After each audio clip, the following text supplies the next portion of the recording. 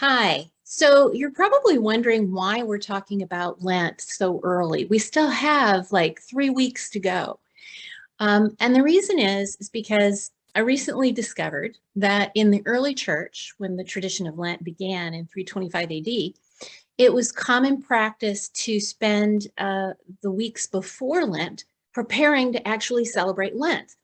So we always think of Lent as the preparation for Easter, but Lent was an important enough observance in the early church, or well, I should say the early church, but the church in 325 AD, that they spent time preparing for Lent.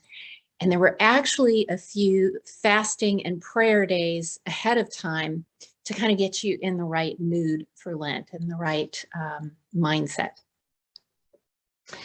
So I want to tell you too that the earliest traditions were all about fasting and praying. And I want you to think about that over the next few weeks before Lent begins, especially if you're intending to observe Lent and do something with Lent.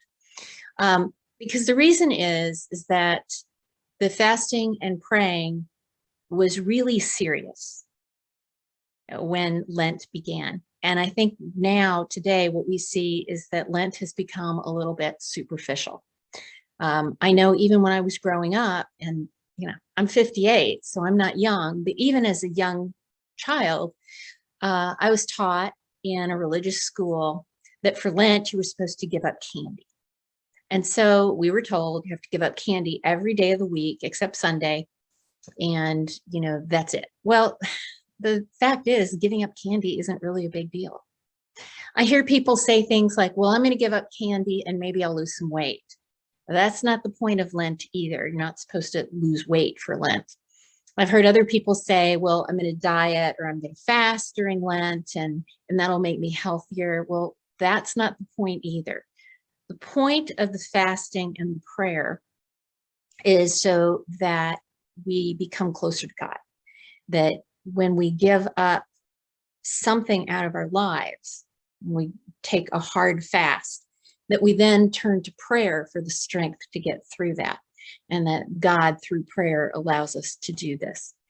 The earliest fasts, if you'd like to know about them, I'm going to talk about that in another video, were very, very strict and extremely difficult. And I know people who have tried to do the great Lent fasts and had to give it up after a couple of weeks because they couldn't get their work done at work.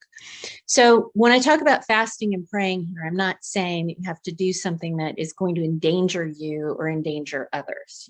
Fasting isn't appropriate for everyone.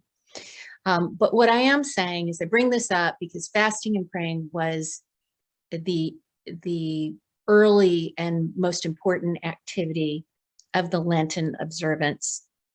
And so you want to have something for your observance that really gets to the core of what Lent is, that comes down to making Lent be in a climate of very seriousness, that, you really are looking to become closer to God and prepare for Easter, that it's not just some superficial thing you do in the church with gimmicks. So anyway, over the next few weeks, I'm going to throw out some ideas of things that you can do. Because as I said, fasting isn't really appropriate for everyone. There are people with eating disorders, there are people who are ill, there are people who just cannot do that because of their profession or for whatever reason. But there are other things that you can do, and we're going to be talking about those in the weeks to come. So that is why we are talking about Lent so early. And I want to remind you again, Lent is not in the Bible. It's not in Scripture. Lent is something the church created in 325 AD, and it's a wonderful observance, but you don't have to do it. It doesn't make you a better Christian than any other Christian who does or who doesn't. So anyway, that's it. I hope you have a great week. Thanks. Bye-bye.